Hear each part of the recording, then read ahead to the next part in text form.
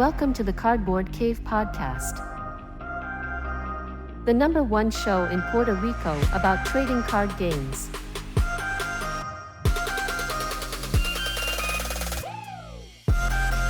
Thanks for Alter Sleeves for sponsoring our show. Use our affiliate link or code CardboardCave for 5% off your order and spice up your commander.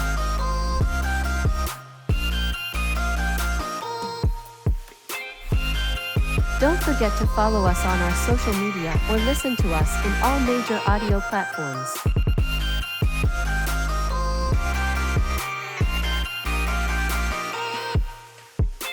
Thanks for being part of our community, and please like, share, and comment below. Plus enjoy the live show.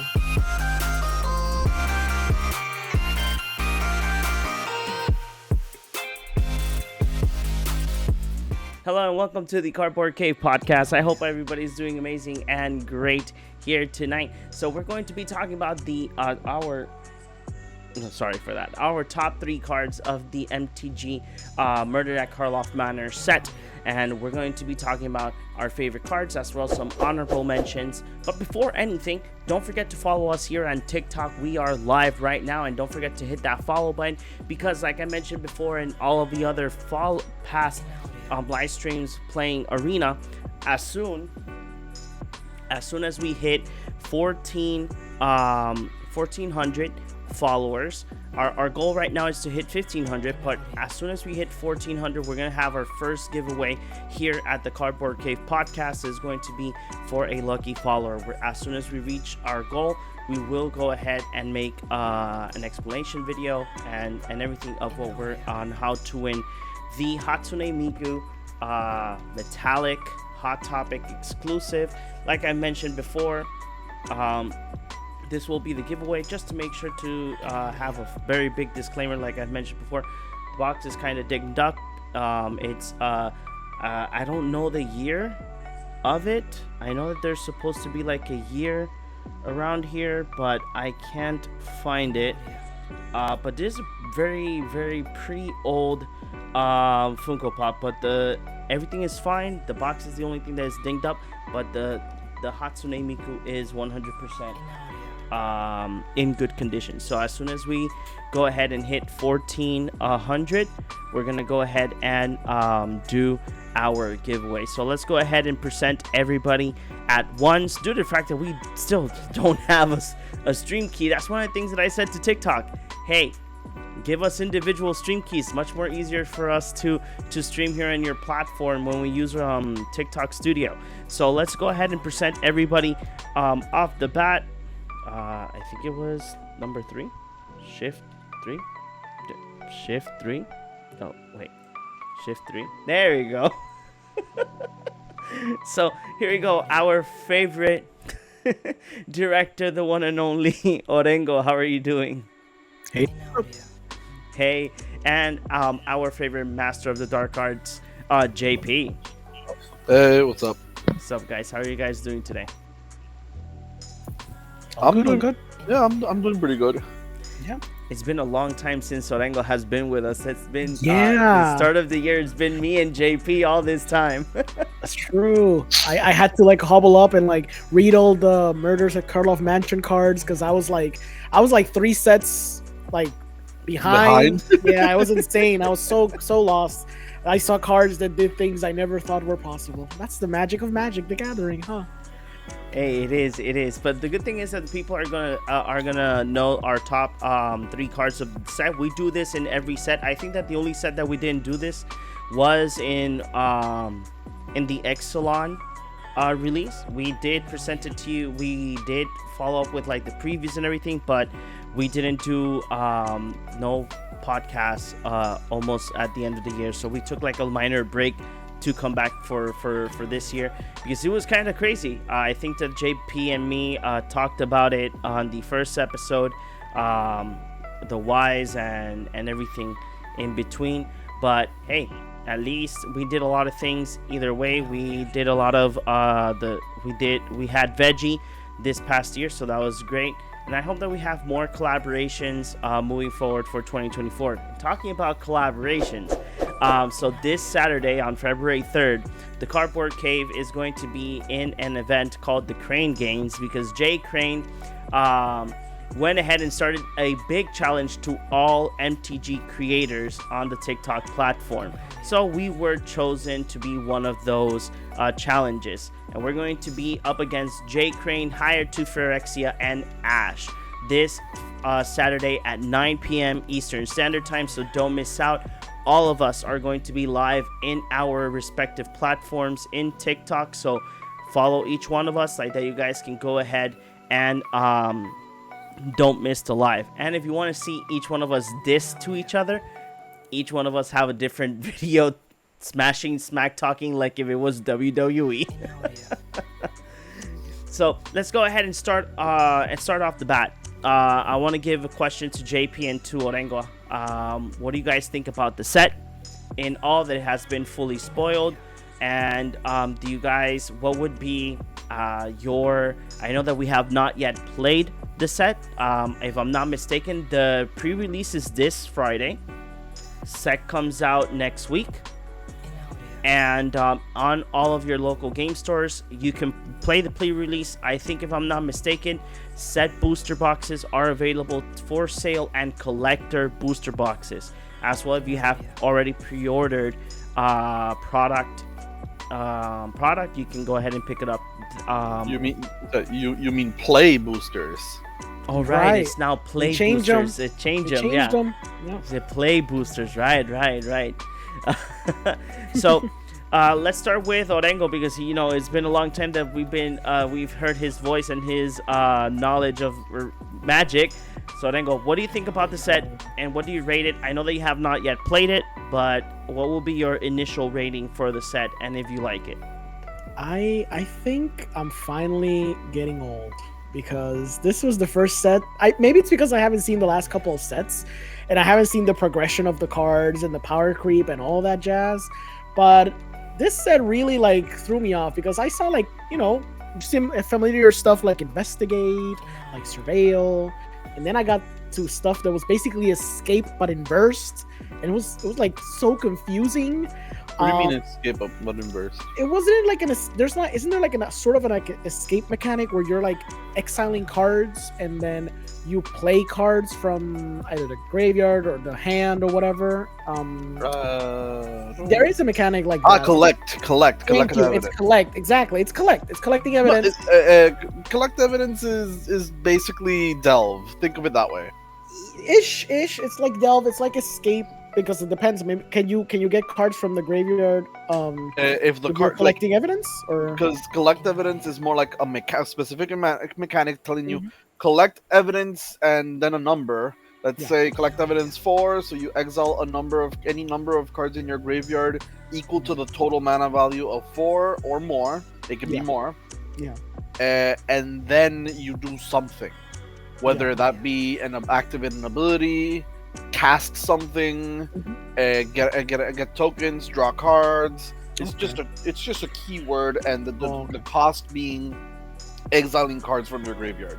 Well, we also got the skies too, which is in my day it was morph. Then it was Megamorph. Exactly. And then it was Megamorph. Yeah, I remember Megamorph. Now it's disguise. So I don't know. I don't want to say Wizards is creatively bankrupt, but are we getting to the point where you can't even what more can you think of that you're now kind of playing with the same elements you kind of played with before?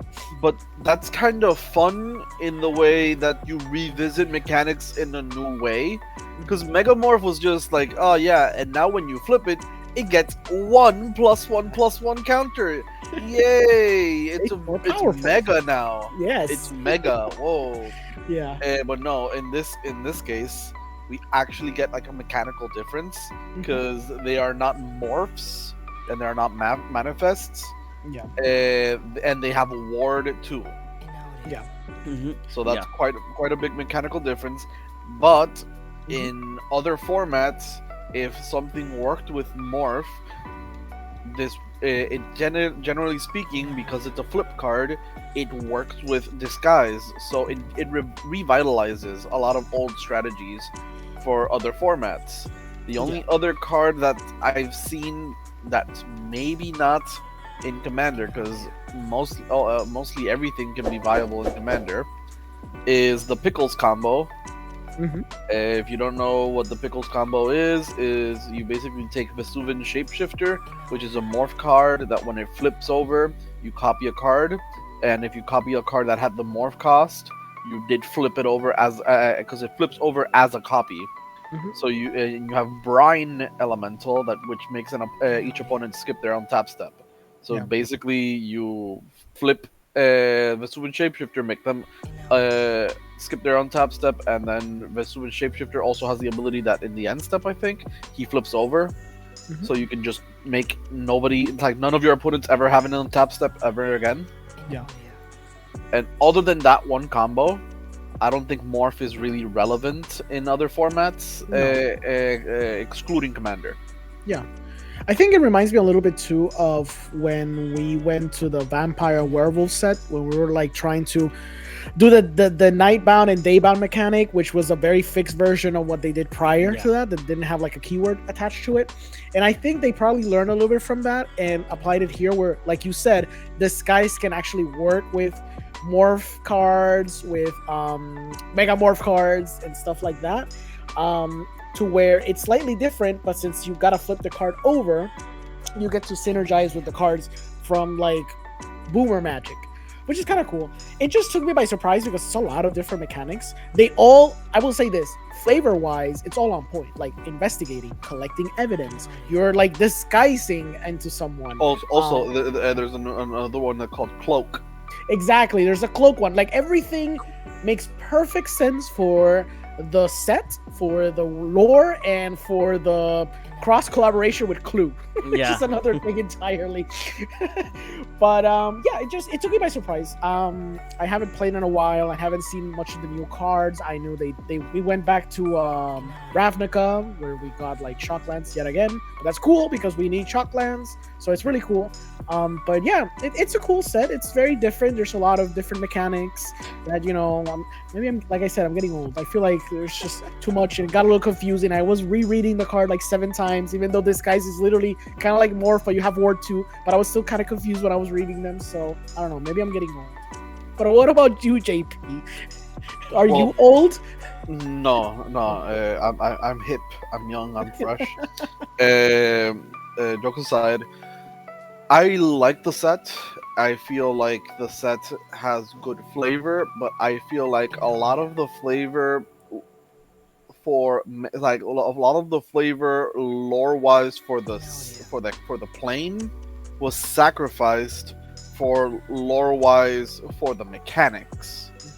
The way I explain that is my anger at why does Teysa care about clues? Why does Krenko care about artifacts? I don't know, Krenko. Well, I think they're doing a shift with goblins, so they synergize more with artifacts. They've already had that idea before. Goblins have always generally synergized with artifacts, but why does Krenko specifically, that's only ever cared about making goblins, cares as about opposed to like the ready, you mean? Exactly. That's or fair. Goblin Welder or Slowbad or anything like. Why does he, a mob boss, a kingpin, a mafia, a goblin, care about artifacts? Why does Teysa and an oligarch of the Orzhov care about clues? You see, that kind of feels like they shoved the mechanic side onto the card and then designed it to make it try to fit. Because the Teysa card cares about making spirits, which is something very Teysa, but then you tied it to clues, which doesn't feel very Teysa. Mm-hmm. And that was one of my big issues with the set, that they forced the flavor. On the opposite side, there is a thing I like, maybe not opposite, but like it's a thing I don't dislike, but it's a forced flavor that I just find funny. So many random cards just randomly have fedoras. It's like, this is a goblin, then you put a fedora on it. It's a detective now. It's a detective goblin. They sort of did that with Capenna too. This is a weird. Oh, you put a hat on it? It's a detective weird. How else are you gonna know it's a detective? This is a Viashino. You put You just put a hat on it. Oh, there you go. He's a detective. It's kind of like it feels like you just put the hat on and oh look, I'm a detective now. Haha. Yeah. Which is funny. It's more funny than annoying, but it's that still is like a a bit gimmick. annoying. I think that when Sherlock Holmes became popular and what's the other not Like a trope. and Lupin, not Lupin, the anime, but Lupin as well. You know, when these characters came through fruition, I think the hat was just an iconic piece. I think that if you see Sherlock Holmes without the hat, excluding the Robert Downey Jr. films, if you don't see him with the hat, it's basically not, it's not Sherlock Holmes. It's like it's an iconography thing. Yeah. So it's because we are very accustomed to knowing that like detectives usually have hats and usually have like a monocle or they have glasses or whatever, and they're investigating or they have like una lupita, whatever. Yeah, it's like, so it's an easy identifier, but it's like JP says, it gets to a point it's like comical. It almost seems like you're seeing more like a secret layer of like, detectives in Magic World, and then you have like Tessa with a little hat, or you have Jace with a little hat. It becomes extremely comical to the point where there's a card called Ezrim, Agency Chief. Ezrim is an Archon. Archons are usually this just like depicted as basically a hooded figure that you can't see their face, riding a mount that can fly. Whether that mount is like a lion that has wings, a Pegasus, or whatever. That's an Archon. Ezrim, Agency Chief, is exactly what I just described, except on top of his hood, he has a fucking fedora. On top of the hood. Like, he has a hood, but then he had to make sure he has the fedora on. Yeah. It happens. I think that this set is interesting. It looks fun. I actually do want to play it. I think this is another set that I'm not going to be able to join a pre-release because normally here in Ponce, where I live, the pre-release is very early. So my wife does not get from her work until around almost 5 o'clock. So it's very difficult for me to go to the LGS here and play any pre-release. But I am still going to play the pre-release on Friday in Arena. So this Friday you will be seeing me doing. Oh, JP just sent the artwork in the chat. Oh god, but this set looks interesting. I do like it. It looks kind of fun. I think that in the sealed format will be interesting, especially if you get those special pre-release rare cards that are kind of broken, that you can only get them in the pre-release. But I do want to touch upon something before we go to our first top three. What Orengo mentioned in regards to the creativity of Wizard of the Coast. I think it was like me and JP didn't touch the topic because I did want to at least touch bases. We can go more in depth, probably invite an artist or something for this type of topic. But Wizard of the Coast has been already blamed multiple times for using AI for their artwork, and some artists as well. So probably it is a fact of probably creativity wise. Right now Hasbro is banking on all of these the Universe Beyond sets. They are banking on this. One day we're gonna see Karate Kid. We're gonna see Mr. Miyagi as a planeswalker. Yep. We're gonna see Marty McFly and the DeLorean as well. I don't know. Anything is possible now. Probably the next War of the Sparks is just gonna be a war of the IP. Oh, it's gonna have all those IP.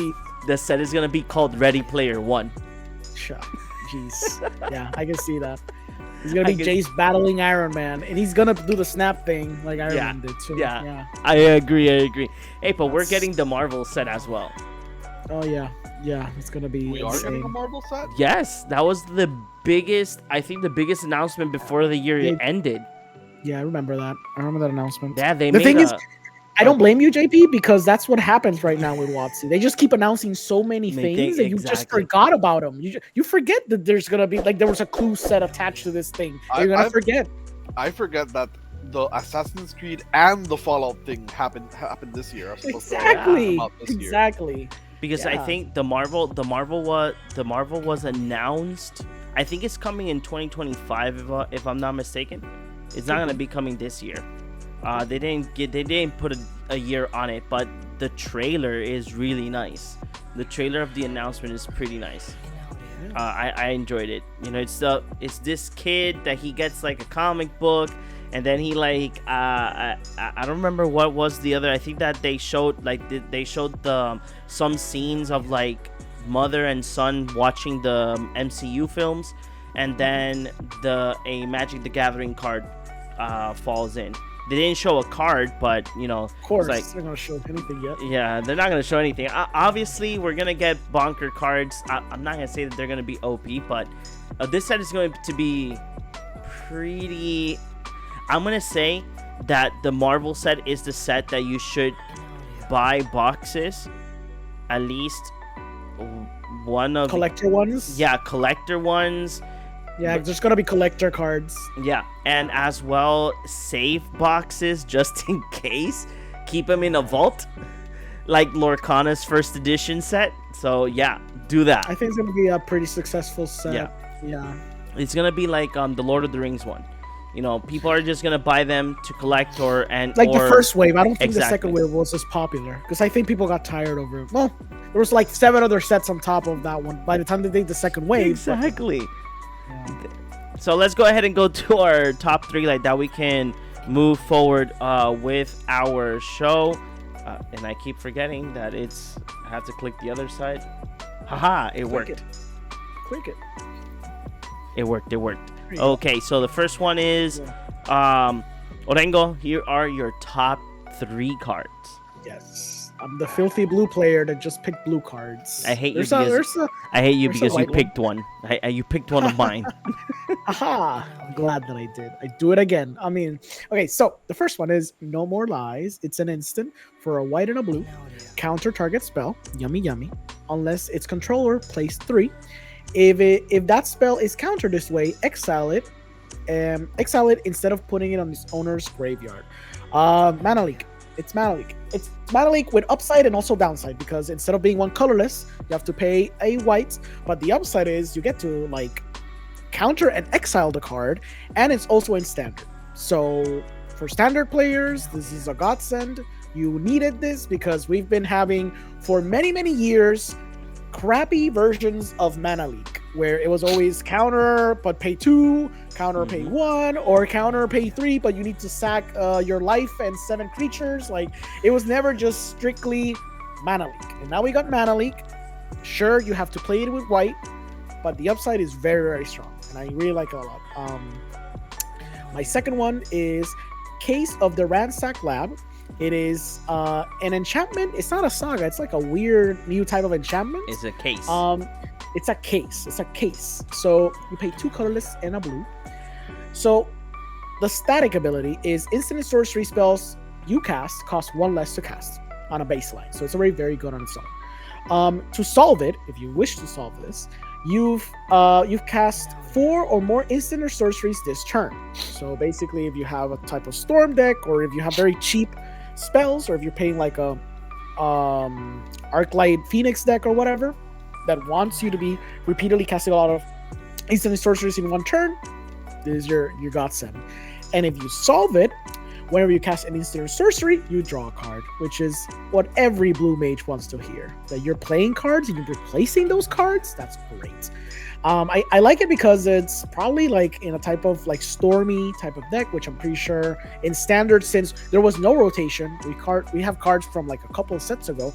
I'm pretty sure there's ways to synergize with this. I know I saw like a very cheap mono blue deck that was going around the for a little while. Maybe with this card, it can like up the ante and make it the mono blue with the Jin. I think yeah with the Jin. So maybe maybe there's a possibility that you can kind of like mix it with the gin and have play a bunch of like cheap cards, cheap cantrips or cheap counter spells, and activate this very quickly, and then you start drawing and getting more synergy and getting more cards with it. So yeah, it's a pretty solid card. I might play like in a type of like blue spell slinging or stormy type of deck. And finally, the one I'm really hyped about is Forensic Gadgeteer. It is a Vedalken Artificer Detective. Is there a hat there? I don't know if there's a hat, but maybe there's. Yeah, it does. Or There's maybe a one of the mechanical Thopters- hat. There's Maybe the Thopters should have like right little there. hats too. There's the You hat. should get one, but the Thopters should have little hats too. So it's a 2/3, and it says whenever you cast an artifact spell, investigate. Amazing. Activate abilities of artifacts you control cost 1 less to activate. This effect cannot reduce the mana cost to less than 1 mana. So whenever you cast an artifact, you get an investigate. You get a clue token. And if you want to crack that clue token or any other artifact, meaning like a Basal Monolith, for example, with Basal Monolith, you just win the game on the spot because you have infinite colorless mana. And if So- you have clues, you're making them with every Mox. If you have like, say, an, I don't know, Urza, you get to basically make free I hate you. Mox every time you cast an artifact. Just I hate for you. playing artifacts, you get Moxen out of it. And then you just get it's a 1 card, like it helps you to combo off very efficiently. It enables you to have a lot of artifacts, meaning you have a lot of clues. And even if you're playing in mostly fair, your clues are slightly cheaper. And there's a lot of other artifacts that synergize very well with Forensic Gadgeteer. So this is a Also, card. Yeah. Abilities of artifacts you control cost 1 less. You know, clues don't have to tap to sacrifice themselves. Yep. You can tap itself to sacrifice and draw a card. Yep. Mhm. Yep. It's So pretty good. before we Pretty continue, I do want to say here on the chat, hello to Elizabeth Jenkins and Taneki. Hey, hello, welcome to our podcast. And then Elizabeth says, artifacts are the best. Flying artifacts are the best. See, I hate. I'm not. I really don't like this. You're about to hate our viewer. Yeah, I was gonna say it, but yeah. No, knowing where Orengo is going with this, when I read that card, I was like, yes, I know what this guy's gonna do. He's gonna go ahead and play it there in Urza, and we're gonna die. Yeah, just cast 1 little Moxen, just have a bunch of mana. You have a Basal Monolith, you just auto win. Like, where's the negative downside of this card? Is amazing. I don't know where's the negative side for you though. It's like, The thing hey, is- guys, the thing is- I'm gonna play Winter Orb, and you know what? Yeah, I'm not yeah. gonna worry about anything because I'm gonna tap everything for blue. yeah, it's great. And like the on. best thing is it costs 3. So even if you don't have Urza out, you can start like generating clues for when Urza comes out. He already has a little couple of Moxen on the field, so he can start doing his own things. So it's very fun. It's a fun, interactive, safe, fair Magic card that has, it's just fun. It's just Yeah, fun. fair, sure. Yeah, sure. Fair. Elizabeth says, just a teeny tiny Moxen. Exactly. Just a teeny tiny Moxen that you can crack whenever you're bored and draw a card. I mean, I come hope on, that it's these okay. investigate tokens, Orengo, you make custom ones and make them. What's the Mox? Is Mox Sapphire, right? The no, blue one? Yeah, Sapphire. Yep. So, Sapphire. so you're gonna make custom Mox Sapphires and put next like investigate Exactly. Mox Sapphire. And then cross it over and say, nah, it just taps for blue. Yeah, I that's a fun. That should be like a little sleeve from our sponsor too. Like that should be like a cool. That little is true. sleeve. That is true. That's true. That's a good idea. That's a good idea. Just in case Yeah. for everybody that's watching us right now or listening to us later tomorrow, we are sponsored by Altered Sleeves. So if you go to altersleeves.com and use our code Cardboard Cave, you will get 5% off your order. And as well, if you go to our link tree that is available on our TikTok, you can go directly to the website and as well do your order and you can help us. And let's see, hello from afar, it's the real LeBron James. What? Nice. Hi, LeBron James, for real. Hey, LeBron James, for real? I totally believe you're LeBron James. Thank you for being here. Okay. Hey, don't doubt him. So yeah, those are my top 3 cards. Okay. Yeah. And now we have Orengo. We have your honorable mentions. You have a couple. Yes, I have a couple. I'm not gonna go too deep into them because I picked them because they seem fun, and I have some more white cards too. So assemble the players, one colorless, one white. Enchantment, you may look at the top card of your library at any time. Once each of your turns, you may cast a creature spell with power 2 or less from the top of your library. I saw that there's a couple of cards. There's literally like a Panharmonicon for creatures with, I think, power 2 or less, or I think mana value 2 or less. I don't know. I remember. Yeah.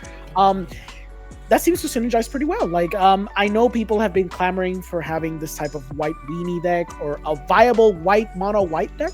I can see this kind of working. I see that very slowly Wizards has been kind of pushing in a certain direction to make mono white commanders or mono white decks in general viable, as they, at least in standard, they've previously been viable. So I guess they're trying to push that again.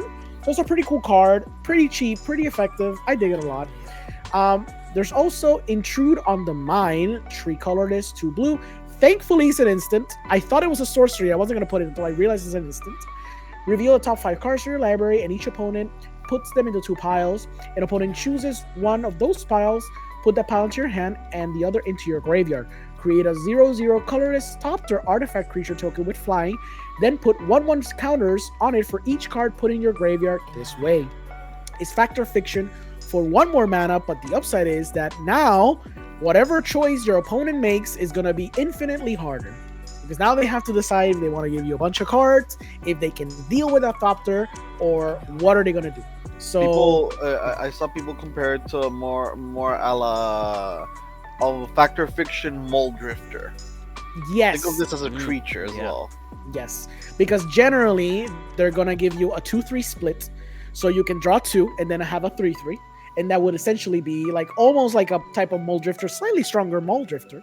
But yeah, basically because it's 5 mana, so either or, you're generally gonna have good upside on this because now the down, which is not a downside because Fact or Fiction is amazing, but the downside of losing a couple of those cards now gets an upside because if you pay 1 extra mana, which in standard is not as good unless you can play the really long game. But in Commander, it's pretty good because you don't really care. Like 4 to 5 mana, there's not a lot of difference there in a game that lasts for turns and turns on end. So when you have something like this where you can turn that potential downside of losing a couple cards into a creature that then they have to deal with, sure, it's not the strongest creature in the world, but it's just another body on the field. I think it's pretty cool. Then we have this one, which is the weird one where I was talking about evidence earlier. So it's Conspiracy Unraveler. It's 5 colorless and 2 blue for a 6/6 Sphinx Detective with a little hat on, because they all have hats. It is a flying creature. You may collect evidence 10 rather than paying the mana cost for spells that you cast. To collect evidence 10, exile cards with a total mana value of 10 or greater from your library. So you want to cast anything instead of casting with your mana. You can just start exiling cards from your graveyard that go up to the cost of the card you want to cast, and then go ahead and cast it. I think it's pretty strong. Again, it's more like an EDH card, especially in a deck where you're gonna be milling a lot. So like say like a CDC type of deck where you do have blue and Golgari colors. Those seem pretty good to me. If you have a lot of extra cards in your graveyard that you're not using because you're either dredging, you're milling, or whatever, now you have upside with that. If you have like a Muldrotha deck, like you might not be able to cast everything, so the stuff you can't cast, just exile them because you won't need them anymore. You're not going to be recasting them for X or Y reason. Now you can cast them. It's just an extra way of getting more value. It's a pretty strong card, fairly costed because it has a pretty strong effect if you get to pull it off. Because once it hits the field, if no one deals with it, you have a bunch of stuff in your graveyard, you can just start casting stuff for free. So it's pretty strong. And finally, because I like my Staxy annoying pieces in my Hate Bear stuff, I have Doorkeeper Thrall, 1 colorless and a white for a 1/2 Thrall. It has Flash, which is annoying. It has Flying, which is very annoying. And it has artifacts and creatures entering the battlefield don't cost abilities to trigger. It's an effect that we've seen before, and it's always annoying when you see it, and it's just more redundancy. Again, for like EDH purposes, if you have a Hate Bear deck, this is a card that you're gonna obviously put. If you have white and you're having a CDH type of deck, it's obviously a card that you would probably include because it will be very disruptive to the board and to the opponent. So those are my cards. Okay. So now, before we go ahead with JP, that will be our next one. So Elizabeth Jenkins says the following.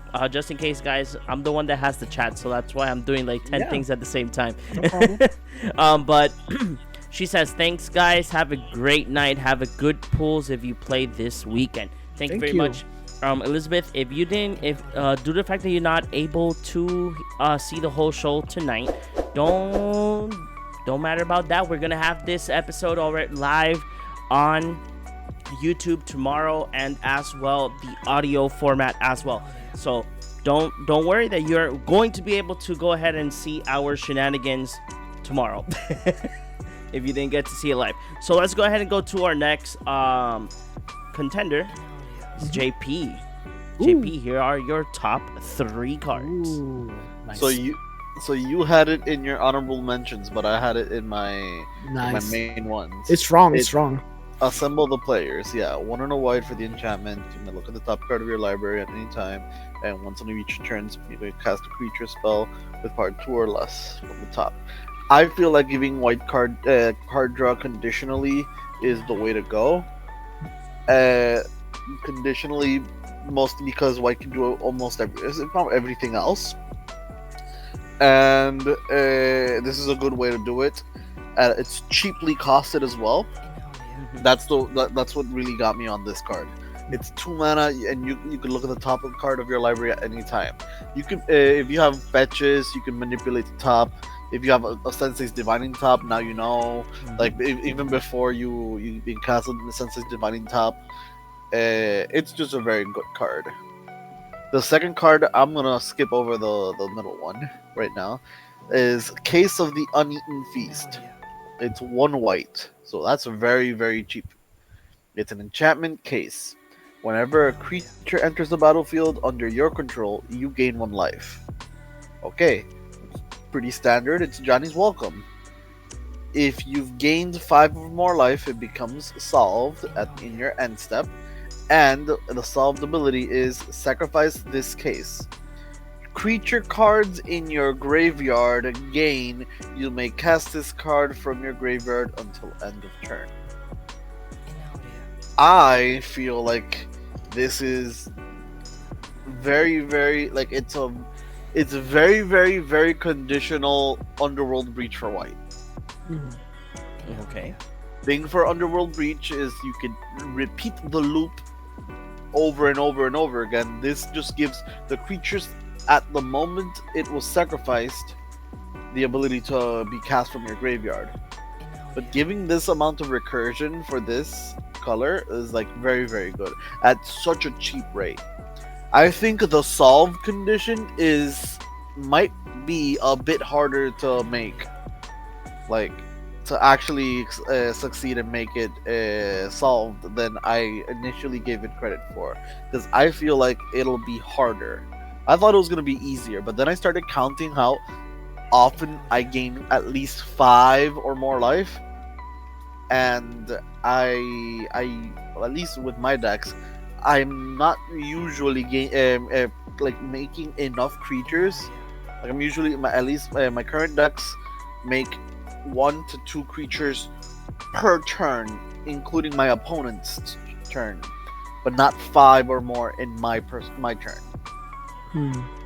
So I don't think that condition is easy, but the ability is so strong. Yeah, But what about like an aristocrats deck? The Don't you card think could be- sets, the card sets to solve is if you've gained just 5 gain or the more. life.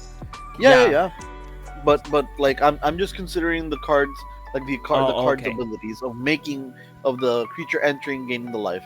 In an aristocrats deck, this card is crazy good. Right? Yeah, I think it Yeah, would be 'cause- very easy to achieve. Let's say you have a blood artist, you have a sack outlet, and creatures. You're gonna play a creature, gain a life, sacrifice a creature, gain a life. That's already half the thing, like half the amount of life. Yeah. And that's just with 1 creature, really. So I really think that card is like, this card has potential. And now this is my actual number 1. When I was talking about this card, I was like, okay, this is my number 1. Everything else, even my honorable mentions, is like, even my top 3 are probably honorable mentions, but Snarling Gorehound is my number 1 card for the set. This 1 mana 1/1 creature dog with menace says whenever a creature enters with power 2 or less enters the battlefield under your control, surveil 1. I think this card is absolutely crazy. Maybe not for other formats. Maybe not for modern. Specifically, maybe other, depending on how many creatures you can make, but because the 1/1 aspect of it is really limiting. But just anyone, it doesn't happen until end of once per turn clause. You make 5 1/1s, you're gonna surveil 1 5 times. That's very, very strong. Yeah, You'd be surprised how often you count the powers of your creatures, and a lot of them are utility creatures that are 2 power, 1 power, 2 power, 1 power, and you're like, whoa! Actually, you can this will combine. trigger. You can combine these 3 cards and make crazy things. People were joking around with this card, saying, "Why doesn't it get +2/+2 in flying?" Because it's basically Dragon's Rage Channeler for creatures. Yeah, And Dragon's Rage Channeler sees play in multiple formats. That is true. that's true. So, I at least I hope that this card makes some noise. I really, really like it. Okay, so let's go ahead, JP. Here are your honorable mentions. JB as well stole the card that I wanted in my list. Yeah, Delnay Streetwise Lookout is the doubling creature with ETBs with power 2 or less, and they can be unblockable by creatures with power 3 or greater.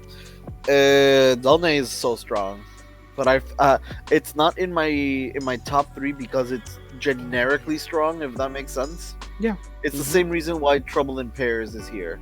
I feel like it's gonna make rounds. It's gonna be a very good card, because once I realize it's on whenever your opponent draws their second card, because sometimes opponents don't really cast multiple spells. Sometimes they can just cast one spell, but everyone wants to be drawing multiple cards, and even a singular instance of draw card outside of your draw step triggers this. Yep. So that's actually very strong for at the cost of 4 mana. People are saying Smothering Tithe and mana, but Rhystic Study type ability, and we're calling this Smothering Study. Just like how people say Rhystic Buddy. Yeah. Next we got Duskana the Rage Mother. I mentioned this one when it was spoiled, and I was really excited for it, but then I realized this is an ETB. Yep. You're in white. Just play. Let's say you play a few creatures turn 2, 2, and 3, or in 1, 2, and 3. You play a 1 mana 2/2, then a 2/2, another 2/2, and another 2/2. Turn 4, you play Teleportation Circle. Yeah.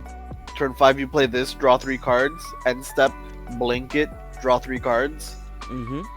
As long as you keep playing creatures, you're gonna. If this keeps getting blinked, you're gonna draw 3 cards. You're gonna draw multiple cards. The amount of card draw this this actually gives is insane, and I dare to compare it to Atraxa, Grand Unifier, because Atraxa, for the most part, draws you around 4 to 5 cards. Within the 10 revealed, maybe 6, very rarely any higher, but this could draw you a lot of cards, and if this gets blinked, this is crazy. Yeah, I like that card. And the last card is Marvel Deep Operative.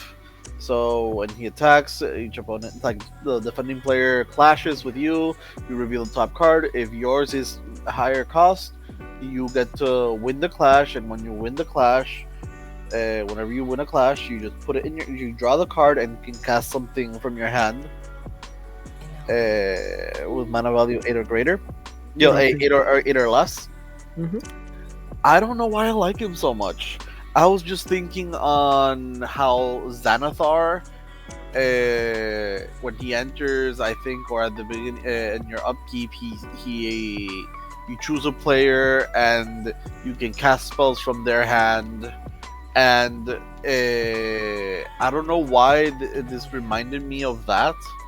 In addition to being very similar to Yuriko, and it's kind of like maybe it's the game the play style, because you're kind of playing like a lantern control type deck, where you want everyone to have their the top of their library revealed, and you kind of want your top of the library always revealed because you want that information. You want to manipulate the top of the library, but also casting stuff for free is always really fun. Yeah, That's amazing. yeah, it's pretty strong. Yeah. So let's see. I don't remember if I'm next or are the cards from Chris next, but let's go ahead and check. Yeah, they're mine. Yeah. Yeah. Oh, ew. So these are my top 3 cards. I had to analyze this 500 times when I started doing the artwork for these on Monday, because I had 6 cards in total that I actually was hyped for, and making the top 3 in the honorable mentions was kind of difficult. So I'm gonna start with Lane 9 of the Guild Pack is how do you call this mana type? Is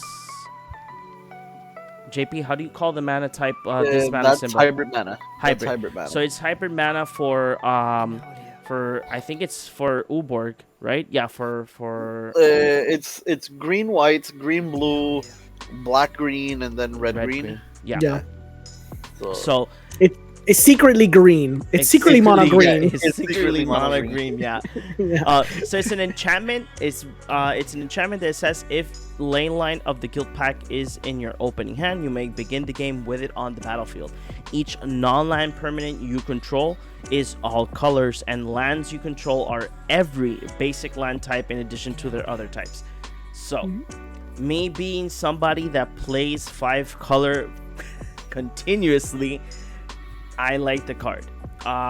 This card, I was actually analyzing like which commanders I can add it to.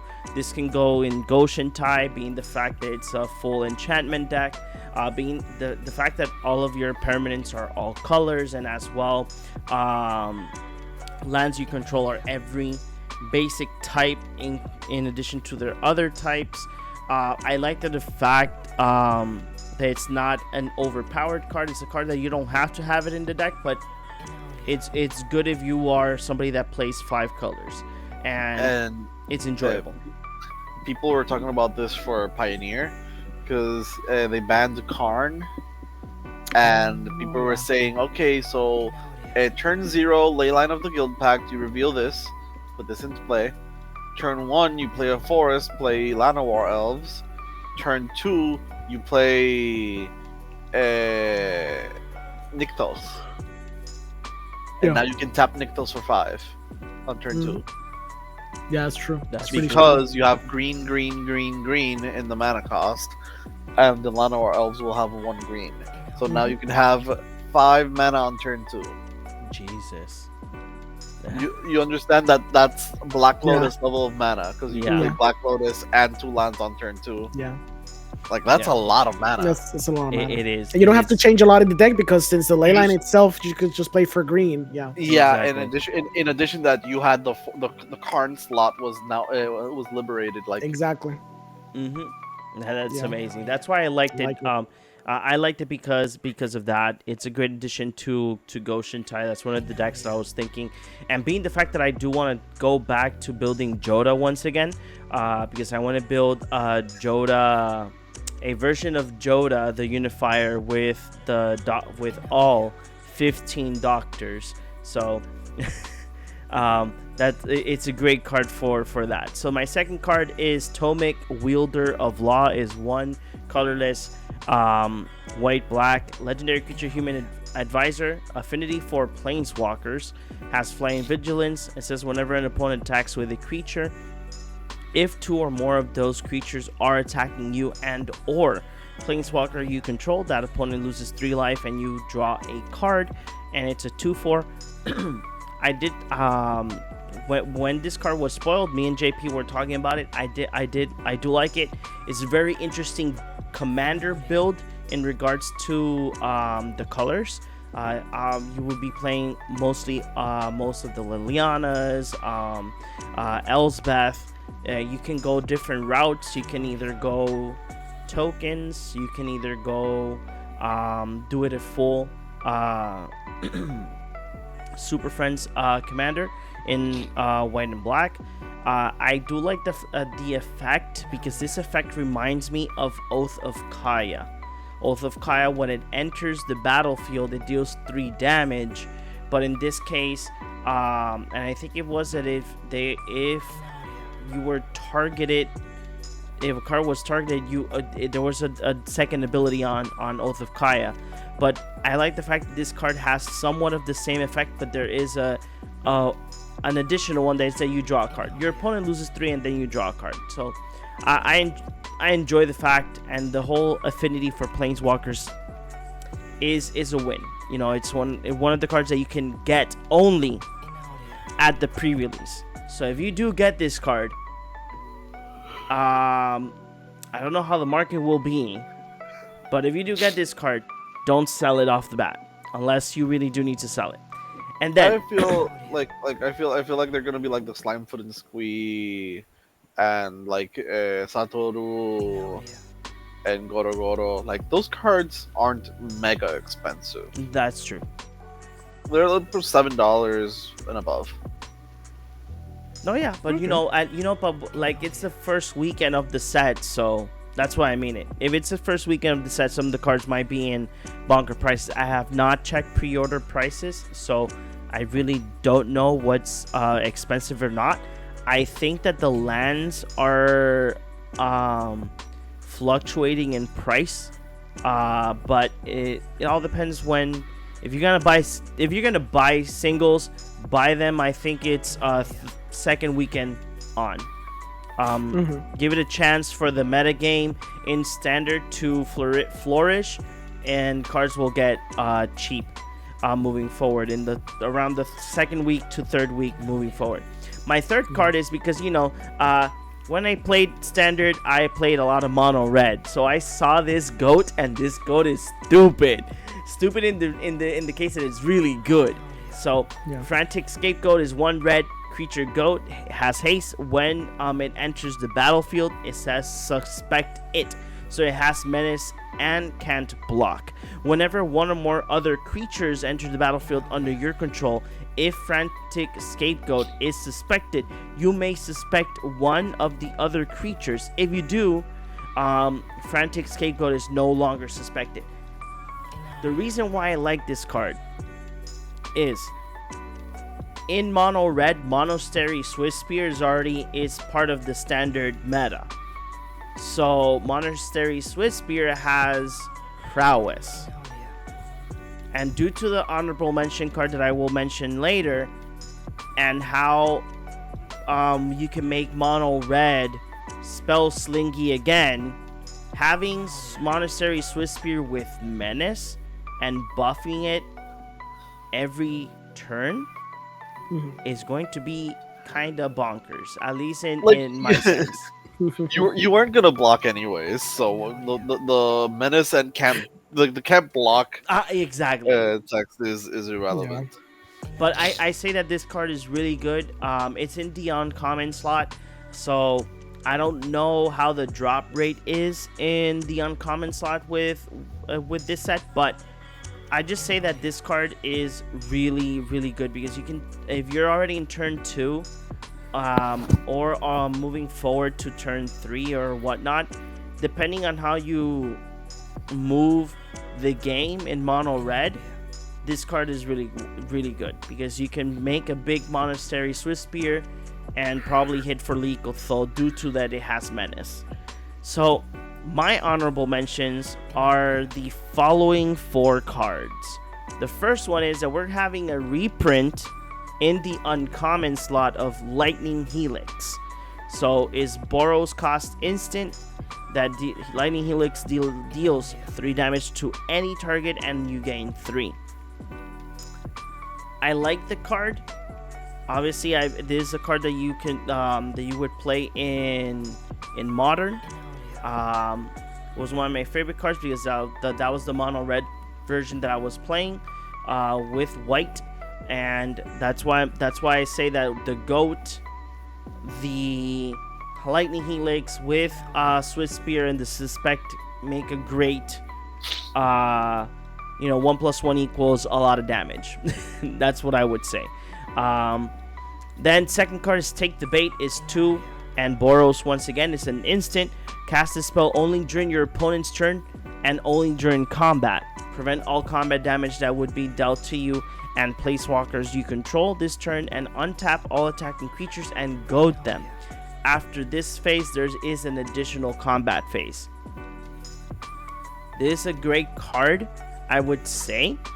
It's a great card that you can use to save your ass in any moment in Commander. It's pretty expensive, but for what it does, it's not bad. Imagine somebody that it's a creature-based Commander deck. They go ahead and swing with all of the creatures. You're like, whoa, wait. If you're gonna attack me, no. So you're gonna attack the rest of the people, and then when you finish your turn, I'm gonna combo off and win. You're gonna kill the rest, and I'm gonna combo off. So that's why I like the card. The card is really good. I'm not gonna say it's a CDH card, but it's a great card to, if you do have your combo in hand and you want to at least get an extra turn, hey, kill the other 2 players and I'll go ahead and win. You take second, I'll take first. Next card is Slice from the Shadows, is X and black, instant in the common slot. This spell can't be countered. Target creature gets -X/-X until end of turn. I don't understand why this is in the common slot, because this is I can see why. I don't know, but it's kind of powerful for what it does. Oh, definitely, it's definitely power creep, but I can see why. See, this is the type of card that you should have put it in the uncommon slot and then be like, this is the uncommon that will cost like maybe $5 for a couple of months because it's hard to get. I don't think it's to that extent, but I feel like it's the can't be countered part is like, whoa. Yeah, that's what sets it over the top. Yeah. It's like, I played a god, is indestructible, Slice from the Shadows, it's not indestructible no more. Counter, it can't be countered. Yeah. Get out of here. Get out of here. Last card is Pick Your Poison, is 1 green sorcery. You can choose one. Each opponent sacrifices an artifact, each opponent sacrifices an enchantment, or each opponent sacrifices a creature with flying. Why this card? I like it for the first 2 effects.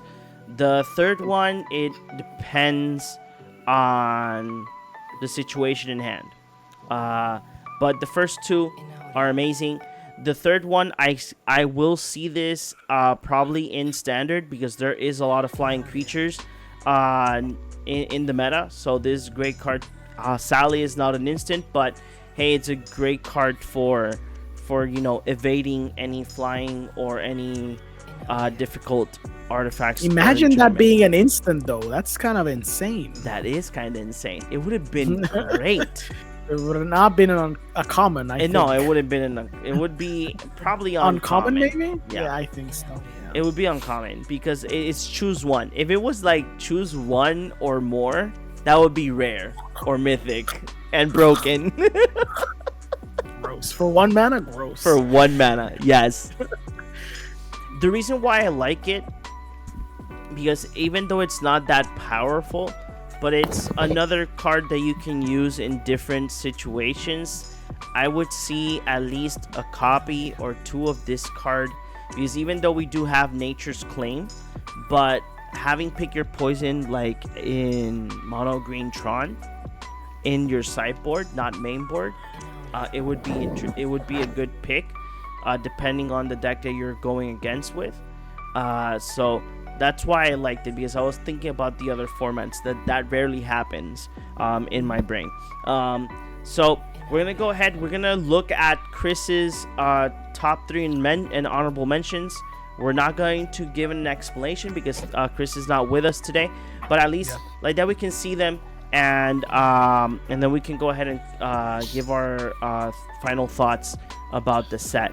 So Chris's top 3 are these 3 cards: Crime Novelist, Krenko Baron of Tin Street, and Delnay Streetwise Lookout. Obviously, I think that Crime Novelist, me and JP spoke about this card a lot when it was spoiled. It's very, very bonker card. And Chris likes goblins, guys. It is what it is. There's no explanation. He likes goblins. That's He likes weenies and goblins, which has weenies, so it's the same thing. Yeah. And these are his honorable mentions. That is really interesting because he chose 2 cards from the Clue edition, which honestly I forgot all about because not because I forgot they were coming out with this, but because I did not, like, my brain just didn't think of them coming out at the same time. But yeah, Apothecary White is actually very good. But is it the Clue edition? Clue edition is not going to be released at the same time. No. But it's technically still it's weird. It's part of Ravnica and Murders of Karlov Manor. It's confusing. It's a Clue. It's you know what I would have preferred instead? I would have preferred exactly. I would have preferred Wizard of the Coast to make an actual collaboration on a Clue edition, like an actual board game, and inside the board game you can get a foil Shockland with one of the rooms. It would have been better. Yeah, it would have been better. Instead, they just made like a jumpstart version of Clue. Yeah, I don't know why, but sure. Well, we all know why, because money. Exactly. So, a Commander Mustard is actually very strong. Yes. Yeah. Yes. With the soldiers, it's ridiculous. Other soldiers have Vigilance, Trample, and Haste, and his ability can be activated multiple times. So if you have enough mana, you can make your soldiers, whenever they attack, it deals 1 damage to defending player multiple times. Yep. That's Hell Rider multiple times. It's activated twice. That's 2 damage per attack. If you think they activated 3 times, that's 3 damage per attack. That's a lot of damage. Yep. Wait, and you can a bunch of weenies. You can stack them? Yes. Yes. Jesus. Yeah, that's the whole point. Oh Lord. Yeah. And there is a lot of cards that make soldier tokens. Yeah, exactly. You just need to make a bunch of soldier tokens. Damn. Swing a couple times or swing once. If you have like 40 tokens or like 30 tokens, you can kill someone. And how many token doublers do we have in white? We have Anointed Procession, Mondrak. Mondrak. Yeah, those are the 2. Oh, those are the 2? Oh, okay. More than enough. More than enough, yeah. Jesus Christ. Oh Lord. I run both of them in my token deck. Gross. Hey, how about we add the dwarf that doubles the damage? Torbrand? Oh, yeah. I mean, I don't think Torbrand works, does he? Yeah, it's if the creatures are red. The creatures are red, but I think that I think that there's most soldier tokens are like white. Yeah. I think that there are cards that make red and white soldiers. They do. Yeah, there were. I think they were in a core set. I think they kind of made some of those. Yeah, Ravnica has them as well. True. Oh, okay. There we go. There you go. But So, and then we have. I think this is the new Massacre Girl.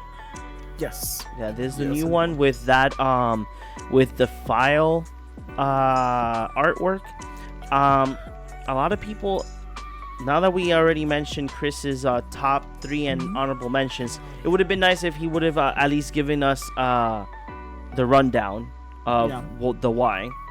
Let me go ahead and go here. But one of the things that I would say that I would have liked to see in this set is the the special guest cards. I would have liked to seen other cards. I think I mentioned this with JP. The special guest cards. I did mention this to JP. I did tell JP like it is great that we're getting more reprints of certain specific cards, but in the previous special guest, the cards were a little bit much more desirable, I would say. Yeah, these are horrible. I saw them. Yeah, and then out of all of the Magic the Gathering chats that I am in, a lot of people do not like the file artwork. Yeah, it's a little weird. It's a little weird. And as well, if you guys want, there's hidden messages in some of the cards, so you guys can use a UV light. You don't even need a UV light. It's oh, you don't? No, it's called invisible ink for the purposes of having the quote unquote like all the mystery, but it is visible to the naked eye. It's just like you need to angle it with lighting because of the foiling. Okay. Oh, okay. It's like think of like galaxy foils. Mm-hmm. How you have to kind of move them so you galaxy foils can like the different types of foiling look better. Similar to Surge foil as well. Okay. It's more like that. I saw a video showcasing one. Yeah, I think that by this week and next week, you got everybody. All of your favorite content creators will be releasing videos of the set. Let it be unboxings, let it be gameplay. If they are an MTG ambassador, they will have the cards at least. I think they will be receiving the product this week. Okay. Like the full product. Because I know that Elder Dragon Hijinks already has the Secret Lair deck, the most recent one. I think that they got to preview it and play it on one of their most recent videos.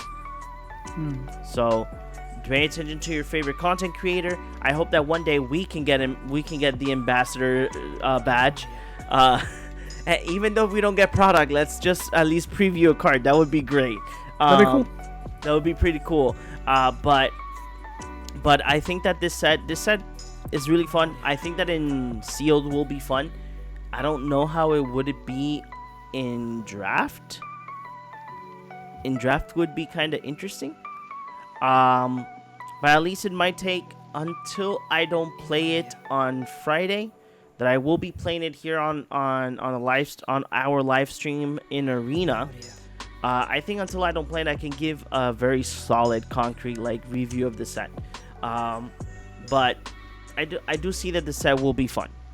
So JP, what do you think about the set for now? I know that you have not yet played it, but what would be your all-in thoughts about it? I like it. Sad about Teysa. She's back in the lore, like she's a spirit now. I give it 2 detective. I give the set. Let's say 6 detective hats out of 10. That's great. That's great. How about you, Orengo? It's cool. Even like this, you were right. The special guest cards are not that great. It's 2 and 1 crack clue out of 5 for me. 2 and 1 crack. Okay. Yeah. For now, I have not yet played the set. I am going to give it. I'm gonna join Orengo. 2.5 clues for this set. I really do hope that the gameplay on the sealed, if we get to play it this Friday, I hope that the gameplay is fun and enjoyable. I hope that the deck building would be great as well. And I really do hope that this set, one of the things that I really am hoping for, that the local game store that I'm buying product brings the Clue edition, because that's the only thing I need. That's the only thing that I'm looking forward to. I need at least 1 land or all of them. I don't care, but I need them. Oh God. Is there any other things that you guys want to mention about the set? I mean, it looks cool. I hope people enjoy it. I hope people have fun cracking clues and collecting evidence. And I hope they don't get burnt out like me with all the magic products. How about you, JP? What? Sorry, I think it's that time. I think it's I think it's that time. Yeah, it's that time. my brain is fried from the day. No, that's no fair. worries. It's fine. It's fine. Yeah. Okay, guys. So thank you for everybody that watched our live stream today. Thank you for everybody that joined in, that left a comment in our chat. We will try to be engaging. I will show the guys how they can as well look at the chat and whatnot, like that we can work together in a whole. Because like I said, TikTok, I'm gonna leave this here. TikTok, we need a stream key. It's much more easier for us to do this. Like that we can go ahead and provide better content and much more professional style podcast. But thank you for everybody that has been joining us today. One more thing a couple of things before we leave. Remember to follow us in all of our social media as Cardboard Cave Podcast. If you weren't able to join the live episode, tomorrow the episode will be available on YouTube and in your favorite audio platform. Let it be Spotify or Apple Podcasts. There is other ones, but those are the two that we have major more traffic than others. So if you guys do like to listen to us, then go ahead and join us in Apple Podcasts and Spotify. We are sponsored by Alter Sleeves, so pass through altersleeves.com, use our code. By using the code, you help us, and by helping us, we keep growing. But one more thing, now that we have reached, we gained around 3 followers while being live, so we're right now in 1,339 followers. When we reach 1,400, we will be giving away the Hatsune Miku Hot Topic exclusive Funko. Like that, a lucky follower will get the Funko Pop. And when we reach 1,500, we have another giveaway for 2 followers. We're going to be giving away a card. What card it is, I still don't know. That's something that I'm still cooking up in my head. And final thing, this Saturday is the Crane Games. So Jay Crane, hired to Phyrexia, Ash, and myself from the Cardboard Cave are going head to head for bragging rights in a 4 commander pod. So whoever wins, I imagine that gets bragging rights. That's what I've seen in the previous 2 Crane Games. This is round 3. So all of the 2 previous Crane Games, I think that they are available in video format in the Jay Crane's social media. So go ahead and pass by his TikTok, like that you guys can see it. But we're gonna be going head to head. I still don't know the power level, but apparently we're gonna be going high power in this game. So whoever wins gets bragging rights, and I hope that here in the Cardboard Cave we're the winners, because that's what that's what we want. We want our little island to win. So let's go ahead and round the board. JP, where can people find you? Find me here in the Cardboard Cave Podcast, but more importantly, Orengo, where can they find you? You've been busy for a while, so. Yes, I've been very busy. You can find me here with you guys more frequently now. You can also find me in Cinemas Podcast. I've been working in a short film over the last 6 months, so that's why I've been very busy and not playing that sweet cardboard games. I've been happy because I played like the last 2 Friday Night Magics. I went to the store. We have a new store. I saw John Tzu. We were playing Commander. I played an old tournament too, and I won. It was very fun. So No, this tournament I went flying. I played bad. Yeah, I saw you in every round. You were round, dude. Jesus Christ. The only thing that I don't like about pods is when in the pod there's somebody that knows your commander, and they're like, you know what, I'm gonna target you because I'm gonna target you. You're not gonna win. They just know, yeah. And then the other 2 people win, and then you're like looking at the person in like face to face, like, see, this is what happens. John. The trick is always try to be unassuming. Always tell everyone, bro, I haven't played Urza. I have like 3 lands. I can't win. You're playing Urza, no. No, but that's what I say, and it works because I put like a little like Puss in Boots eyes. Like, come on, Dude, guys, we're not dude. doing anything. First match, no lie. The only thing that I had overpowered was on the unwinding clock. That's it.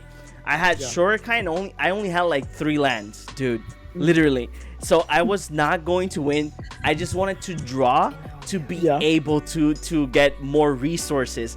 Nah, they saw unwinding clock and Shurikai. They blew it up. No, I weren't. My first round, I played a three-man pod because it was the first round, and I was basically with the loser bracket or whatever. Okay. So I was playing, and I had to counter a very specific spell because the guy next to me was going to win. And I had 3 lands and a Soul Ring. I did a Pact of Negation. And I looked at the other guy. I'm like, well, I stopped him. Let's see what you can do. And he drew a card. He looked at my Soul Ring and said, interesting. And I'm like, do consider that if you destroy me, you're not going to win. He's like, no, I know.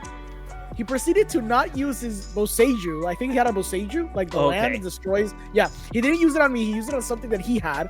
I was able to play normally, and 2 turns later, I won. He looked at me, he's like, and that's why I don't let you win. I'm like, I'm sorry, bro. See you later. And then I went. I went on to win. Dude, the thing is that Shurikai got to cost like 10 mana. That's how many times they destroyed it. Yeah, no, that's pure hate. Yeah. It's just because it draws, like it does so many things so quickly. Yeah. And I think that's kind of the problem. But yeah, when people see an Ursa, you just try to destroy it. Don't let me win. Don't let me do stuff. You know, one of the things that I do love is when people are like, oh, when is he going to play the polymorph? What polymorph? What polymorph? Polymorph in your deck? You're supposed to play polymorph? No. Well, yes. I mean, yes, yeah, but I don't. I have so many creatures that no. Yeah. It's not feasible. Exactly. I do have the Urza polymorph deck. I don't love it, but I can't deny my win rate is much higher when I just have the polymorph build, and I hate it. I hate it because it's one trick pony type of deck. But yeah. But anyways, John, where can the people find you? So you guys can find me here in the Cardboard Cave podcast. I am always active in the TikTok. So if you see, let it be if it's the slideshows. The slideshows could be Orengo or myself. But I do creative content in the TikTok so that you guys can be engaged with us. And as well, I am a reviewer as well. So guys can find me in realinfilms.com. Our most recent interview is with the director of the upcoming film that I think it's already available, if I'm not mistaken. I don't think so. But Miller's Girl. So if you guys want to know about the film and you guys want to have at least an idea of what the film is about, go ahead and check out the interview. You can go at realinfilms.com, the website, or all of our social media. So thank you for everybody that has been watching us today, and we will see you guys in the next one. Bye-bye.